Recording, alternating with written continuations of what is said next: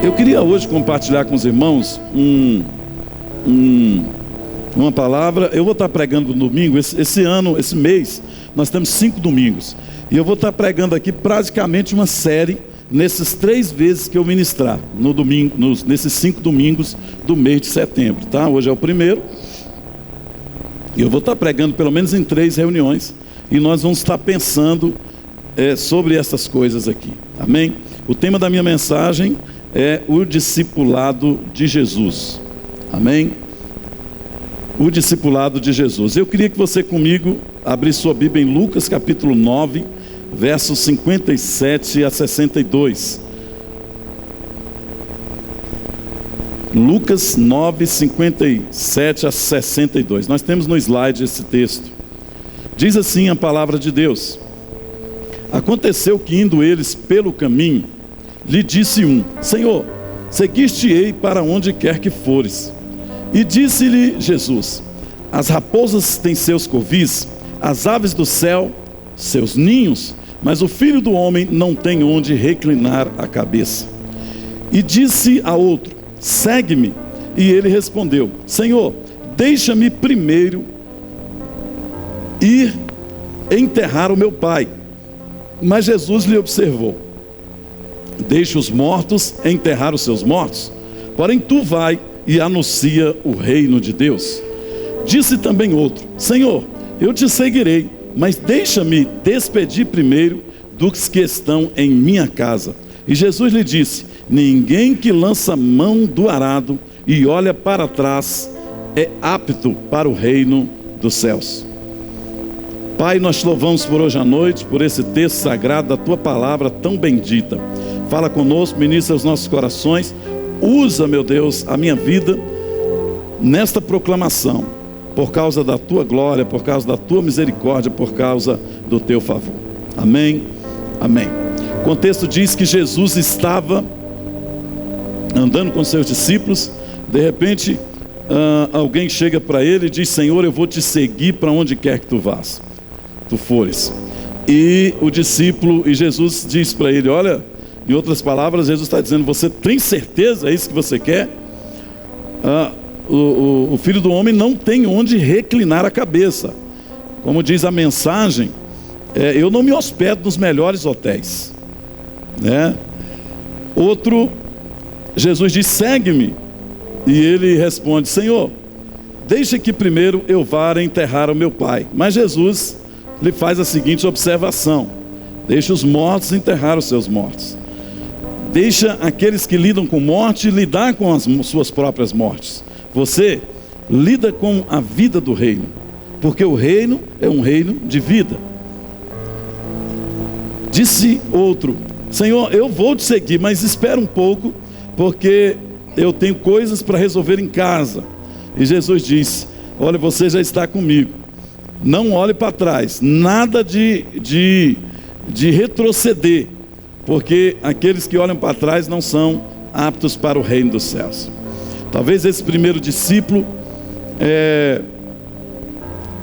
via os outros rabis, os outros rabinos com seus discípulos, e é possível que eles tivessem condições financeiras muito apropriadas, e eles talvez se hospedassem nos melhores lugares, mas Jesus deixa muito claro para ele que é provável que eles terão situações de muito desconforto.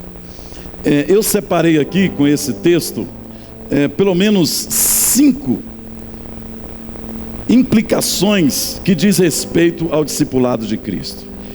Irmãos, vocês sabem que não foi Jesus que propriamente criou o discipulado, ou pelo menos o nome discipulado.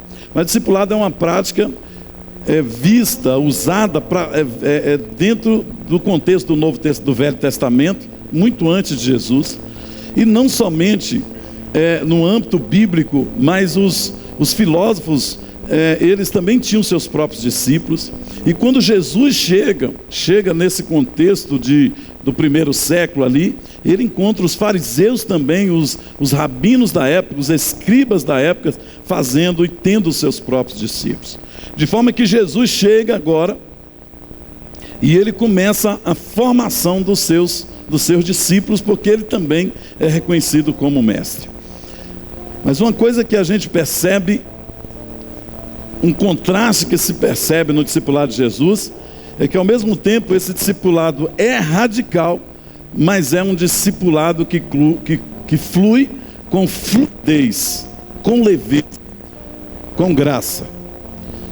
E sendo assim, esse discipulado, esse processo de crescimento, esse processo de crescer em Deus, à semelhança de Cristo, é um processo que tem algumas implicações. E eu vejo nesse texto pelo menos 5 delas nós vamos falar aqui hoje. A primeira implicação é que o discipulado de Jesus implica em uma escolha pessoal. O texto diz: aconteceu que, indo eles pelo caminho, disse-lhe um: Senhor, seguir-te-ei para onde quer que fores. O texto de Mateus 16:24, Jesus diz: se alguém quiser vir a mim. O discipulado de Jesus, meus irmãos, é um convite que pode ser aceito ou não. O discipulado de Jesus não é uma imposição, não é um constrangimento. O discipulado de Cristo é uma escolha. Se alguém for forçado a ser discípulo de Jesus, ou ser discipulado por Jesus, este vai se descaracterizar enquanto discipulador ou enquanto discípulo. Porque o discipulado de Jesus é um discipulado de voluntário. Alguém que é conquistado por esse estilo de vida. Então, o discipulado de Jesus é algo livre, é algo voluntário. Mas mesmo um discipulado livre e voluntário, não se está dizendo que não se tem consequências ou implicações em não o aceitar. Foi Dietrich Bonhoeffer que disse que o cristianismo sem discipulado é um cristianismo sem Cristo. Se alguém quer desenvolver uma vida cristã, ou está envolto da vida da igreja, sem aceitar o discipulado, esse também viverá, entre aspas, a vida cristã sem o Cristo da vida. Algumas pessoas dizem assim: eu só quero a salvação, eu só quero o perdão dos meus pecados, eu não aceito o discipulado, eu não quero o discipulado, eu quero frequentar a igreja, eu quero a igreja, eu quero a família para pertencer, mas eu não quero o discipulado, eu não quero esse estilo de vida radical que Jesus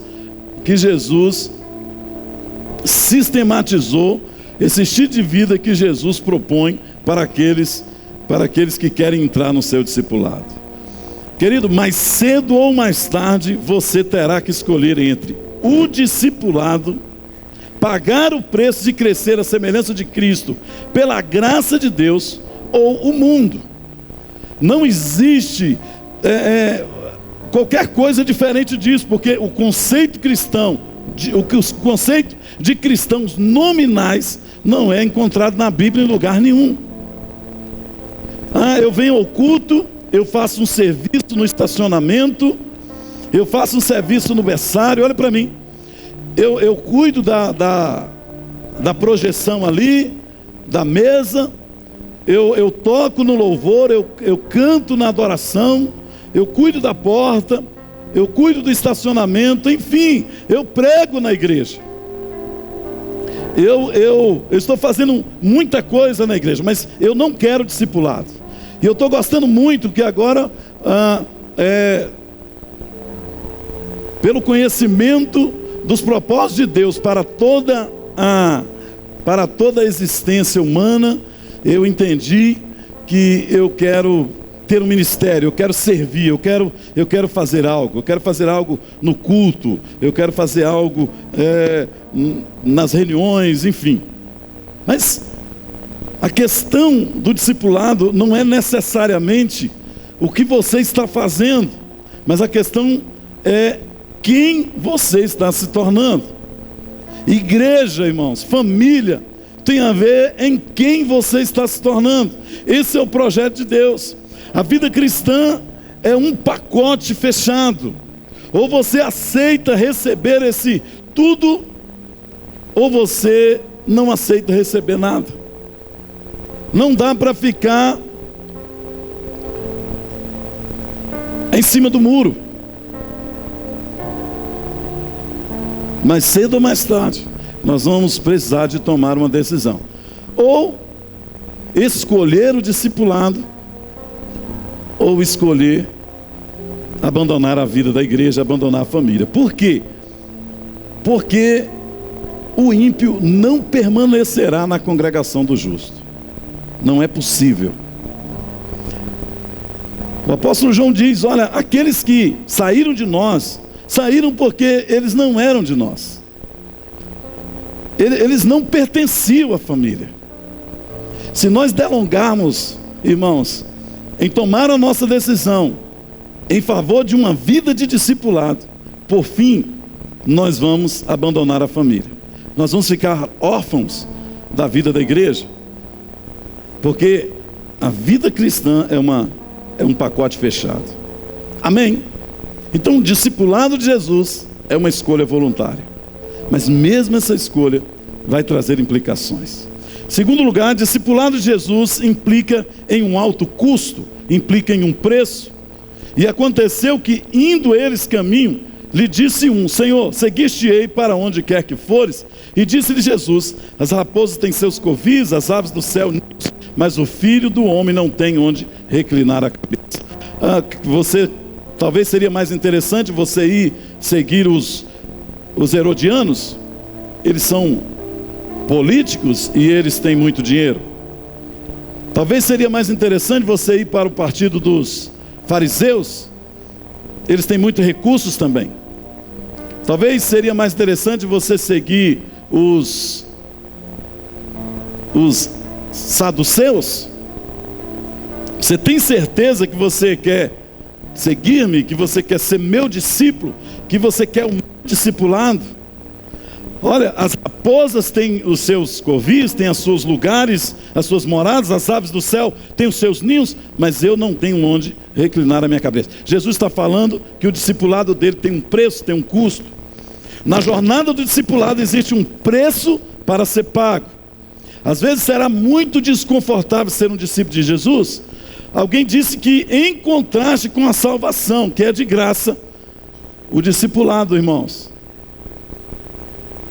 custará tudo para aqueles que o quiserem, para aqueles que o abraçarem.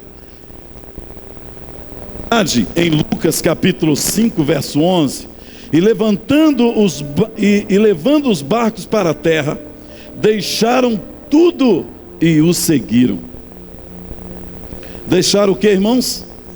Tudo e o seguiram. Tomar a cruz tem a ver com preço. Mateus 16, 24 diz: então disse Jesus aos seus discípulos: se alguém quiser vir após mim, renuncie-se a si mesmo, tome sobre si a sua cruz e siga-me. Tomar a cruz, tomar a sua cruz, é um ato voluntário, como já disse aqui.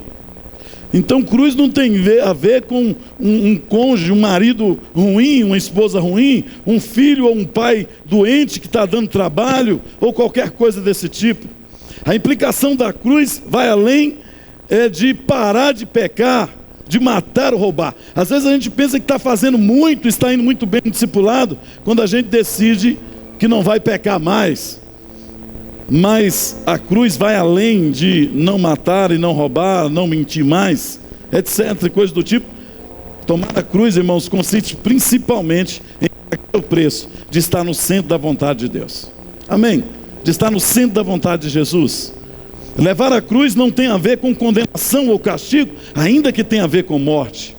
Se você no primeiro século estivesse andando com uma cruz nas costas, em qualquer cidade romana, dominada pelo Império Romano, todo mundo saberia que você está indo para a morte. Então, cruz significa decidir morrer, anular a sua vida sob a perspectiva dos seus prazeres, das suas vontades, para que Cristo tome as rédeas, para que Cristo segure o guidão e você vá na garupa, como diz a mensagem também. Tomar a cruz significa que você está sendo condenado ou castigado. Contrário, é uma ação voluntária que representa privilégio de participar das aflições de Cristo com alegria, conforme diz o texto de Hebreus 13:13. A ideia de Jesus nesse texto de Mateus 16 é trazer para a gente o conceito de abdicação. Abnegado é renunciar. Abnegado é aquele que renuncia, que desiste do seu direito de exercer a sua autoridade. Talvez seja abandonar a sua autonomia e entregar todo o seu direito a Jesus. A ideia aqui e o conceito aqui é também um conceito de renunciar à sua própria vontade, o seu próprio interesse.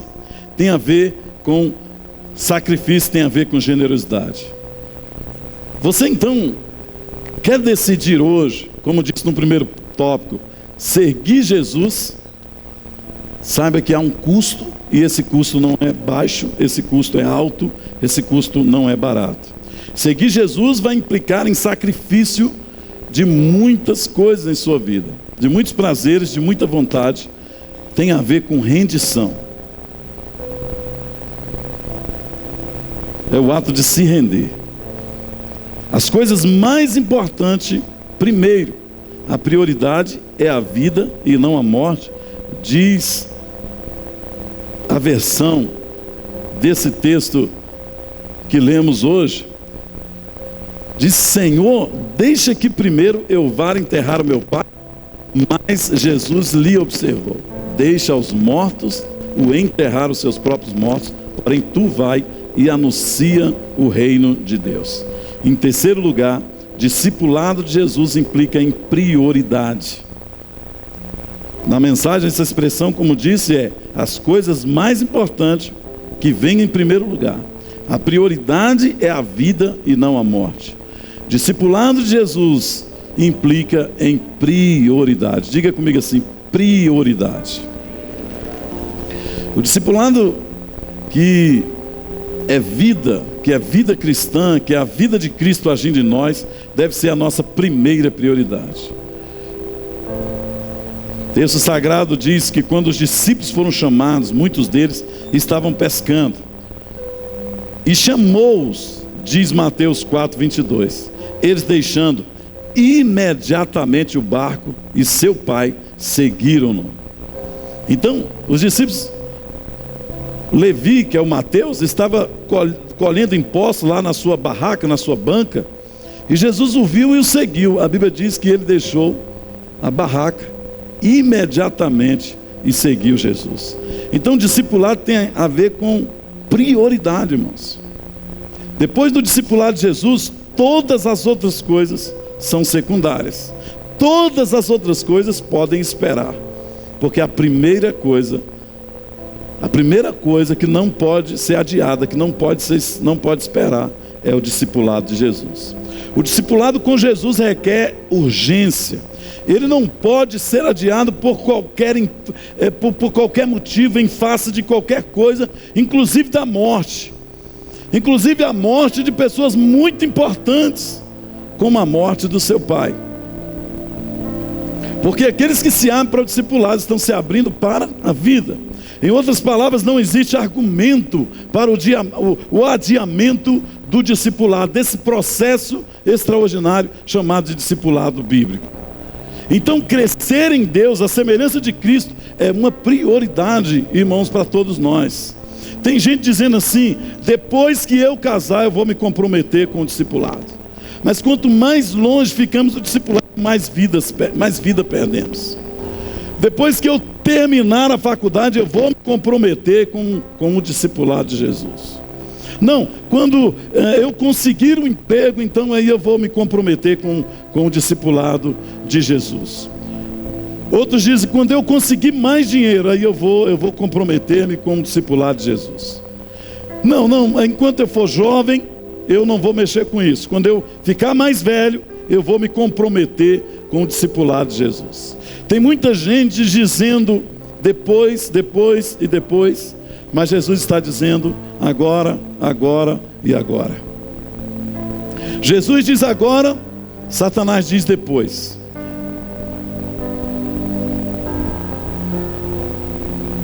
Depois pode ser tarde demais. Depois pode ser tarde demais.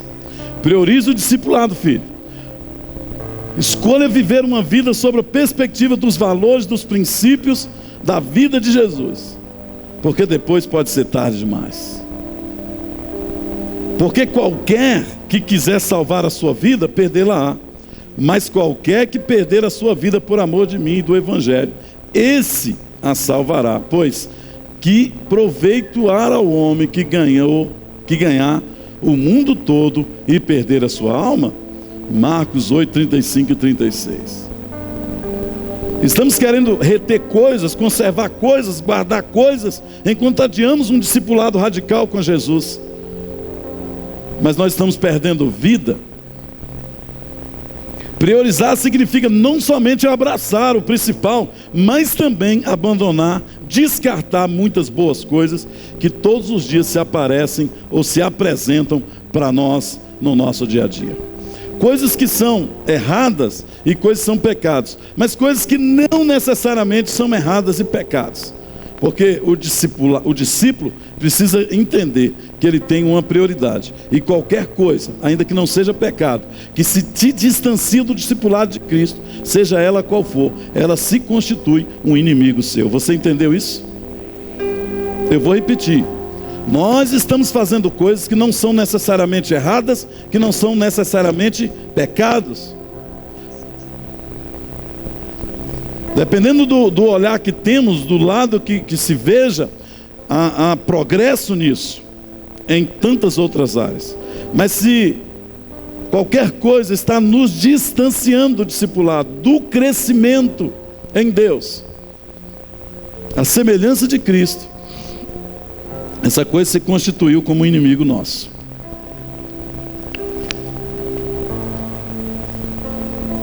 A rede social ou as redes sociais é pecado, queridos? Não, né?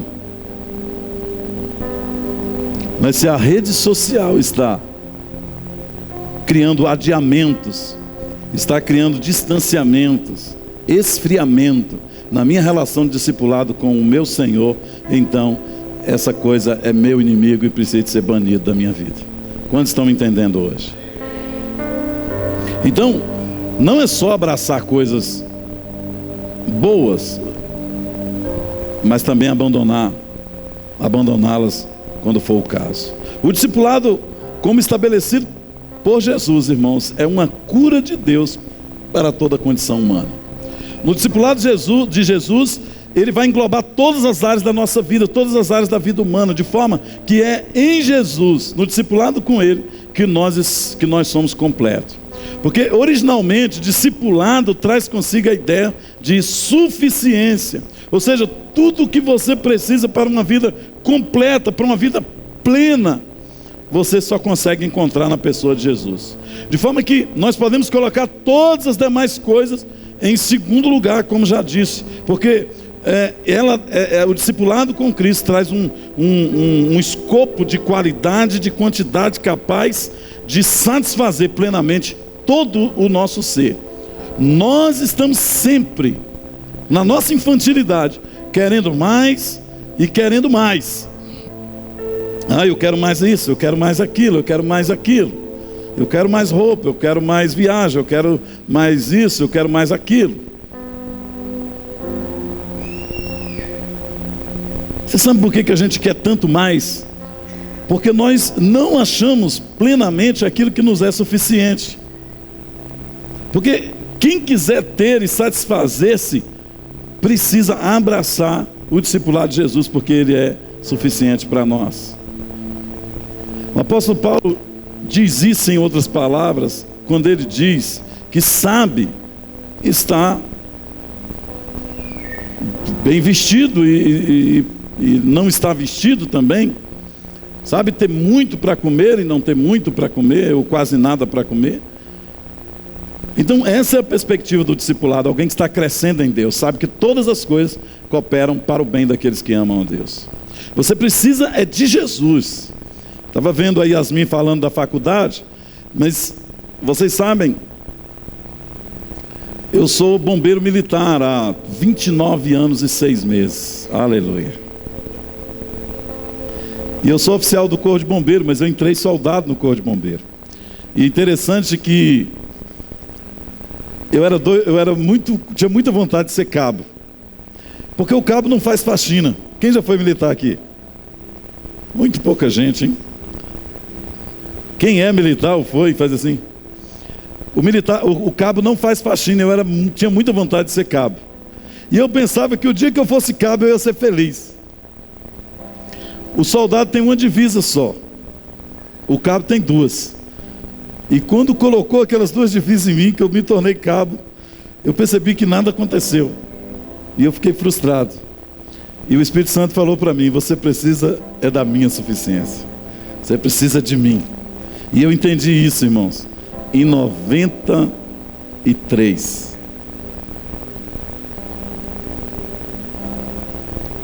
Eu podia receber os galões do general, mas se eu não tivesse consciência de discipulado ou do discipulado, nada ia me satisfazer.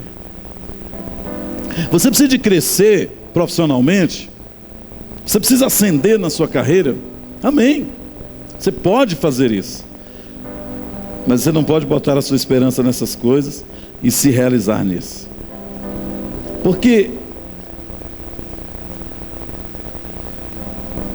nós temos algumas necessidades, irmãos, sinceramente, que ninguém será capaz de satisfazê-las. Nossos filhos, nossos cônjuges, nossos netos.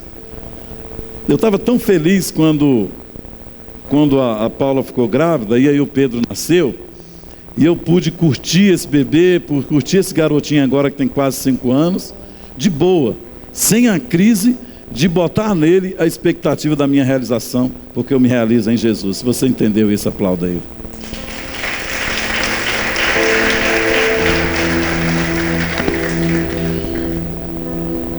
Temos uma busca às vezes doentia por essas coisas, mais e mais.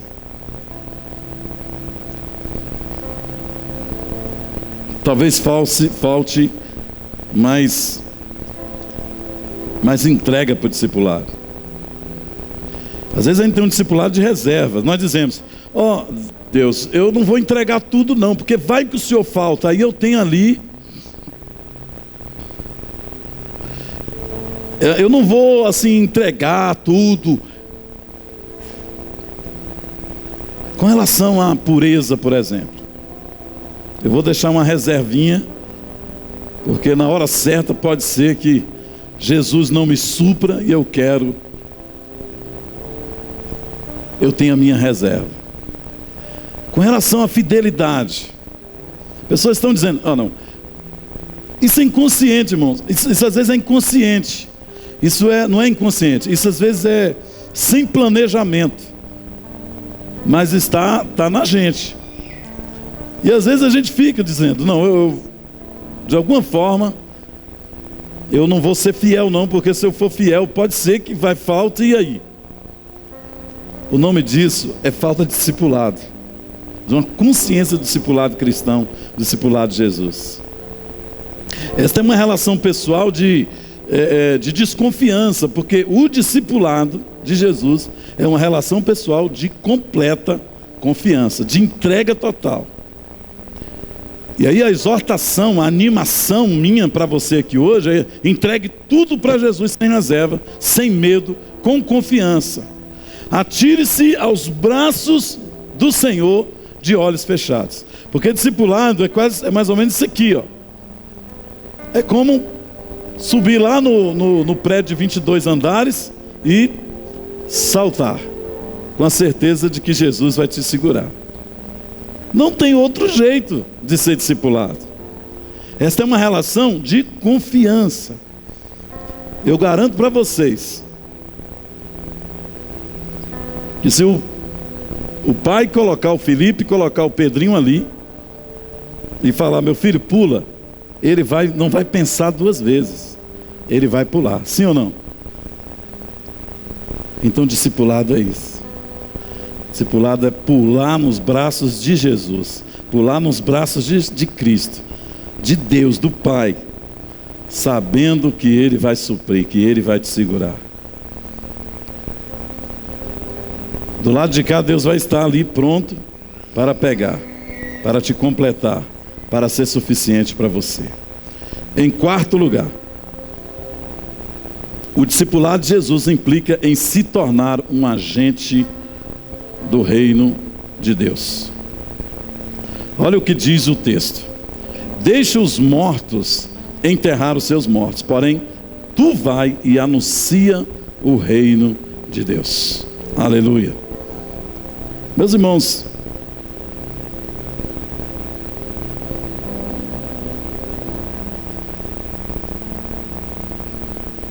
o reino de Deus a propagação do reino de Deus é um ofício dado aos discípulos.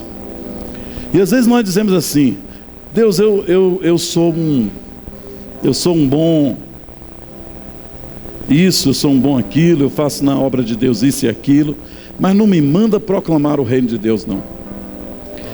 Gente, irmãos, essas duas coisas não podem ser separadas, elas são parte da mesma moeda. Ser discípulo e ser agente do reino de Deus é a mesma coisa, ao ponto de Jesus falar: olha, se você parar para cuidar dos mortos, se você olhar para trás, se você não se entrega ao discipulado, você deixa de ser apto para anunciar o reino de Deus. Porque discipulado implica em implantar o reino de Deus e ser agente do reino de Deus, um divulgador da mensagem do reino de Deus. O discípulo de Jesus é alguém que está completamente empenhado em implantar o reino de Deus na terra, em todas as áreas de atuação da humanidade. Está alinhado com o reino, em implantar o reino, com o rei, implantar o reino na sua geografia, na sua geração, em seu tempo. Ele está completamente pronto, alinhado com o governo de Deus. Ele não se interessa tão somente pela salvação dos outros, mas ele se interessa também por tudo que Deus se interessa. E a ideia de Deus é que o seu reino chegue a todos os lugares, a todas as pessoas. Ele quer que os discípulos de Cristo,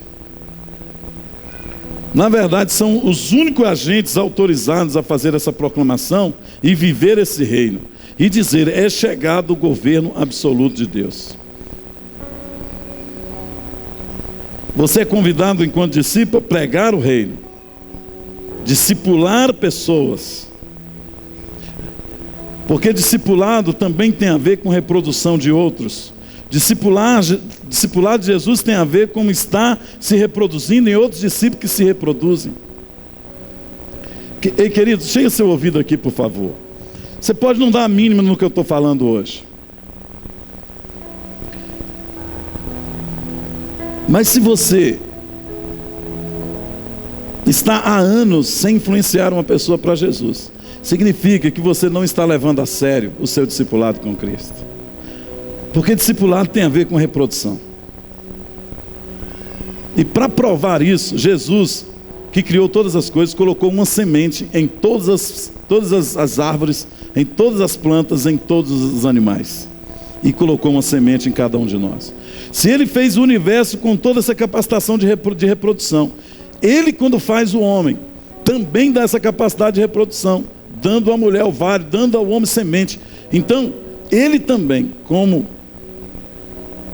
família espiritual, ao fazer a sua família espiritual, ao fazer a sua igreja, Ele também nos deu essa capacitação. Então, filho, à medida que você se reproduz, isso faz alguma indicação a respeito do nível do seu discipulado. Discipulado tem a ver então com essa reprodução. Discipulado tem a ver em ir e fazer discípulos, em proclamar o Evangelho do Reino de Deus. Em último lugar, discipulado tem implicações ou implica em uma jornada sem volta. Ninguém que lança mão no arado e olha para trás é apto para o reino dos céus, diz o texto. Discipulado, queridos, não é um projeto de 6 semanas e 20 semanas que a gente faz na sala. Discipulado não é um caderno de lições de acompanhamento inicial que a gente faz. Aquilo é um material que a gente usa na iniciação desse processo. Mas discipulado não é aquilo. O discipulado de Jesus implica em uma devoção contínua, sem interrupções, para toda a vida. O discipulado de Jesus implica em queimar a carroça e matar os bois, como fez Eliseu. Quando Eliseu é chamado para o discipulado com Elias, o texto sagrado diz que ele volta em casa, mata as suas juntas de boi, faz uma grande fogueira, bota os bois ali, faz um grande churrasco, oferece aqueles bois e vai com a certeza de que não vai voltar mais. Sabe por quê? Porque Eliseu trabalhava com aqueles animais. E agora, se ele mata os animais, ele vai voltar para onde? Por isso que quando Jesus pergunta aos discípulos, olha, Jesus começa com um discurso muito duro, dizendo que aquele que não comer da minha carne, não tem parte comigo, e esse discurso muito duro. Aí as pessoas começam a ir embora, e Jesus diz, e vocês não vão? Fala com os 12. E o Pedro diz, para quem iremos nós, se só tu tem palavras de vida eterna? Porque uma vez que nós encontramos Jesus, irmãos, nós não temos mais para onde ir. Por isso que o discipulado é contínuo, porque uma pessoa que um dia conhece Jesus, ele volta para o mundo, ele não consegue se realizar em nenhuma coisa mais. Não é possível ele ser feliz com mais nada, porque ele não está mais iludido. Então, a continuidade do discipulado, servir Jesus, implica, meus irmãos, em queimar os navios, ou o barco que nos trouxe no cais. Olha, não tem volta mais. O discipulado de Jesus significa comprar uma passagem de ida e não ter volta mais. Como que eu vou voltar? Não tem como voltar. Esse é um dos custos do discipulado. É por isso que o candidato ao discipulado, ele precisa calcular os custos, se ele vai ou não vai entrar, calcular para saber se ele vai ou se não vai entrar. Então, antes de vocês me seguir, diz o texto sagrado, ora, vocês sentam e calcula, faça os custos. Porque se nós, irmãos, não calcularmos os custos, nós vamos passar vergonha.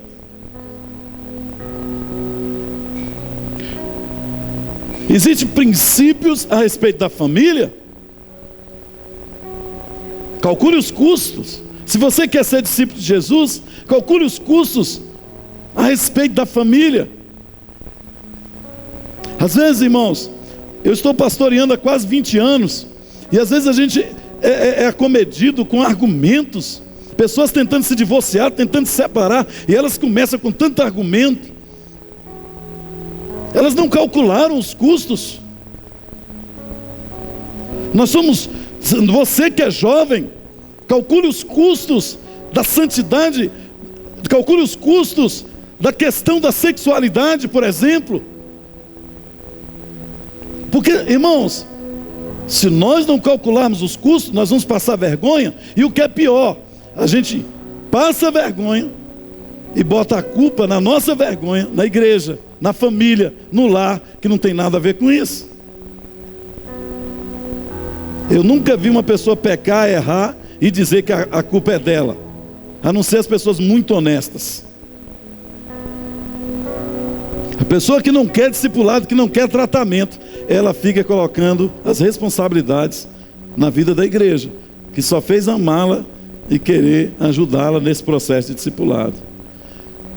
Marido, calcule os custos do discipulado, porque ao homem de Deus é dado a ele o direito de ter uma única mulher.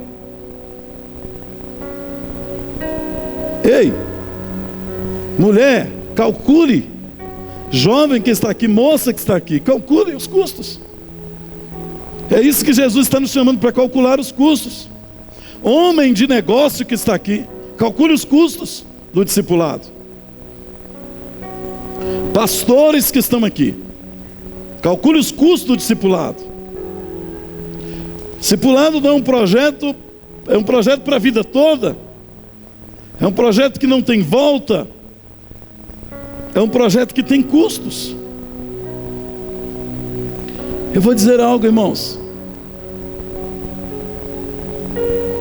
Para ser discípulo de Jesus, não dá para deixar menos do que tudo para trás. Diga comigo assim: tudo para trás. E tudo, irmãos, no original grego é o quê? Tudo no original grego é o quê? A gente sabe o que é tudo, né? Ou seja, quem ordena a sua vida é a ética, os princípios, os valores e a agenda de Jesus. Queria concluir essa palavra fazendo menção do texto de Mateus capítulo 11, 28 e 29. Esse texto é conhecidíssimo. O texto diz: vinde a mim todos vós que estáis cansados e sobrecarregados, oprimidos, e eu vos aliviarei. Tomai sobre vós o meu jugo e aprendei de mim, que sou manso e humilde de coração, e encontrarei descanso para as vossas almas. Fique de pé.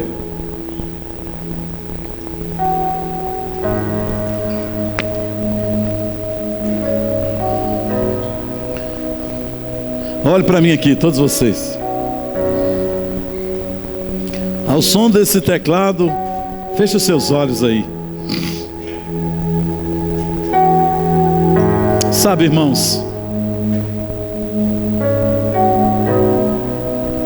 o menino em Israel começava o processo discipulado há mais ou menos 6 anos de idade. E a primeira tarefa deles era decorar os cinco livros da lei de Deus, a Torá. De forma que aos 10 anos de idade, eles já haviam decorado completamente a Torá. E a partir daí, eles destacavam então os meninos mais célebres, mais extraordinários, para que pudesse ser adotado por um rabi, por um rabino. E ele ia ficar então continuadamente na casa daquele rabino. Ele ia ficar na escola judaica com ele. E ele ia se aprofundar na palavra de Deus e também nas tradições judaicas. Esses meninos, quando eles chegavam à idade de 12 anos, meus irmãos, eles já haviam decorado toda a escritura sagrada. Eles haviam decorado os livros históricos, os livros poéticos, os livros de sabedoria, todos os profetas, aos 12 anos de idade. Essas crianças eram chamadas de talmidins. Talmidim, que é o talmidim em plural, que é a palavra traduzida no Novo Testamento para discípulo. Aos 14 anos, eles já eram capazes de debater a tradição oral com os doutores, fazer interpretações a respeito da lei e tudo que tinha a ver com a vida religiosa em Israel. Cada um rabino, por sua vez, tinha os seus discípulos, cada um mais polido, mais apurado do que o outro. E como existiam muitos rabinos em Israel, os meninos ficavam desejosos de serem discípulos dos principais rabinos. Por outro lado, os meninos que não conseguiam ser escolhidos porque não eram tão extraordinários assim, eles voltavam para casa para aprender o ofício familiar. Poderiam ser pastores, poderiam ser carpinteiros, poderiam se tornar pescadores também. aquela gama de defesa de cada rabino, as suas interpretações e os seus conceitos que eram formados a partir da lei, fazia parte do jugo de cada rabino. E todos eles, irmãos, tinha aquele conjunto de compreensões, de interpretações, de forma de ver a lei, de como o povo de Israel devia vivê-las. A isso era chamado de jugo. E esse jugo era muito pesado. Imagine uma criança com 14 anos que já havia decorado todas as escrituras. Ele vivia uma disciplina muito rígida.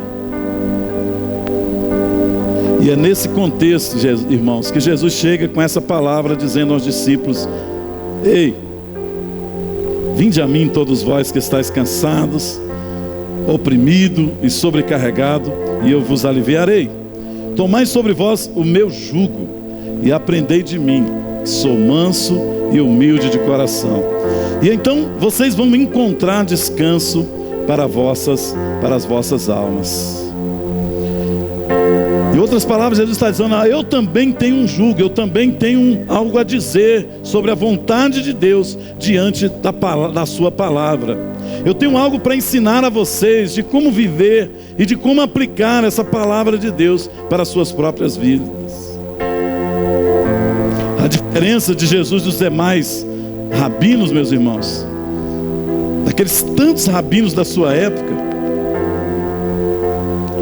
eram algumas, mas eu queria citar duas aqui. Porque enquanto os rabinos da época de Jesus colocavam um fardo muito pesado sobre os seus discípulos, com exigências absurdas, Jesus convida os seus discípulos e lhes oferece um jugo suave e um fardo leve. Deixa eu te dizer algo, querido. Pesado é o fardo do pecado. Você está com seus olhos fechados aí? Escute isso. O rei Davi, no Salmo 32, ele diz: olha, enquanto calei os meus pecados, eu sofri tanto, eu gemi, eu adoeci, eu chorei, os meus ossos enfraqueceram por causa do meu pecado. Ei, o seu pecado, o pecado é um fardo muito pesado. Às vezes nós ficamos com reservas, nós ficamos limitando o nível do nosso discipulado, da nossa entrega com Deus, com Cristo. Mas o jugo que herdamos do pecado, do mundo, da carne, é um jugo tão pesado, irmãos. E Jesus quer nos livrar disso. Por isso ele diz: ei, vem,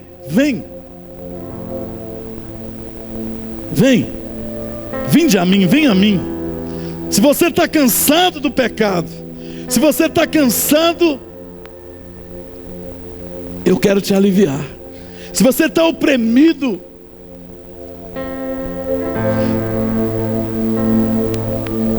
se você chora dia e noite,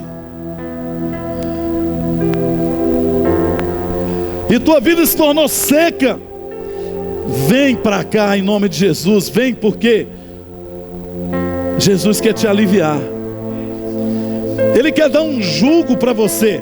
Ele quer dar uma palavra para você. Ele quer dar um consolador para você. Aquele que exorta, aquele que consola, aquele que anima, aquele que diz: vai e não peques mais.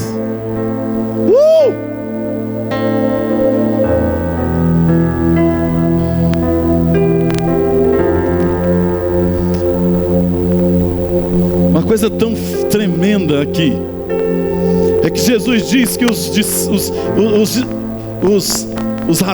rabinos, os mestres daquela época, eles impunham às pessoas jugos tão pesados, que eles não queriam mexer nem com o dedo. Mas a segunda coisa a respeito do discipulado de Jesus, é que ele é o exemplo, ele é a forma que forma. Ele diz: copie fulano, copie ciclano. Não, ele não diz isso. Ele diz que haja em vós o mesmo sentimento que houve também em Cristo Jesus, que sendo Deus não se apegou ao fato de ser Deus, antes se tornou homem, na forma de homem, foi servo, e servo obediente até a morte, e morte de cruz. Aleluia. Então ele próprio é modelo. Outra coisa que podemos dizer a respeito do discipulado de Jesus, irmãos, é que os mestres da época queriam as crianças mais extraordinárias, as crianças mais impressionantes.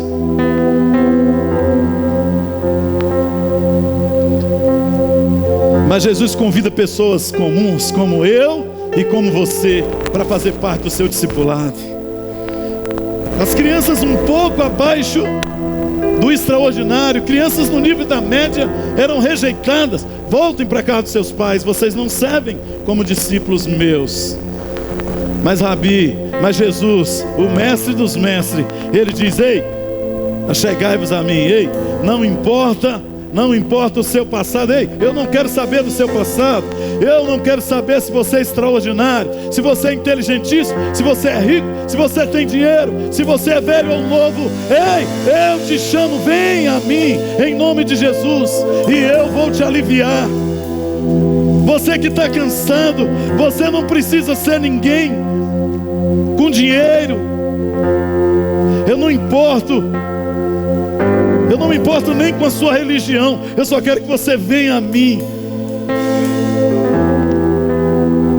Eu vou tirar o fardo pesado que está sobre você, fardo que o mundo colocou, o pecado colocou sobre você, e eu vou dar um fardo leve, um jugo suave. Um jugo suave, um fardo leve. Quantos querem um fardo leve? Um jugo suave. Então, filhão, em nome de Jesus, eu te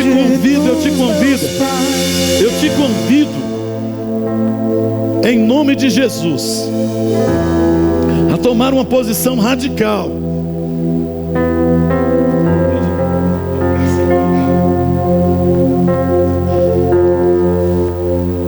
Eu te convido a tomar uma decisão radical. Porque, irmãos, aquele que não deixar pai e mãe, aquele que não aborrecer, tem uma versão que diz: aquele que não odiar seu pai e a sua mãe não é digno de mim, não é digno do meu discipulado. Sabe o que Jesus está dizendo, irmão? A última palavra na sua vida, quem tem que ter é Ele. Não é para você ter ódio do seu pai e da sua mãe, obviamente. Você sabe o que Jesus está dizendo? Se você decidir amá-lo, você será capaz de amar qualquer outra coisa, sem fazer dessa coisa um ídolo na sua vida.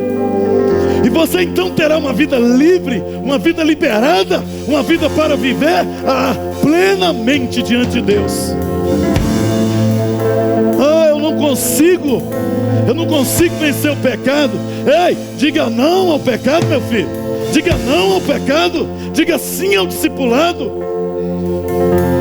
Amanhã pode ser tarde demais.